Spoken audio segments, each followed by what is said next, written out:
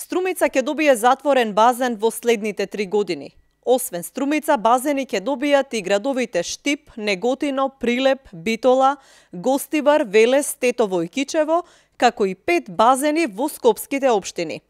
Владата на седница ја разгледа и усвои информацијата за реализација на проектот за изградба на 14 пливачки базени во Република Северна Македонија, со што е одобрено отпочнување на постапка за склучување договор за повеќегодишна јавна набавка.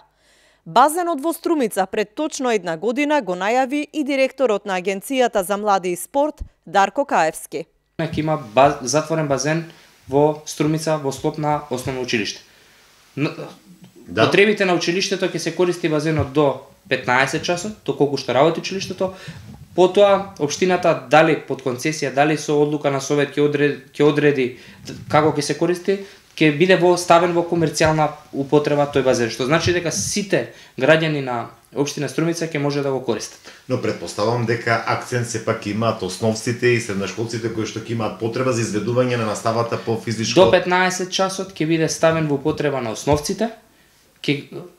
Насоки и препораки на Агенцијата за млади и спорт ќе бидат понеделник до среда да го користат основците кои што се најголемото основно училиште каде што ќе биде базенот, а потоа четврток и петок доколку има услови општината да обезбеди превози за останатите школи кои што гравитираат околу тоа основна школа, односно сите основни школи кои што се на територија на општина Струмица, дали ќе обезбедат превоз општината, дали самото училиште, се со цел да можат и другите основци од другите школи да ги користат придобивките од овој базен. Во следните 3 години 5 скопски општини и 9 градови треба до Агенцијата за млади и спорт да достават предлог локации за изградба на базените.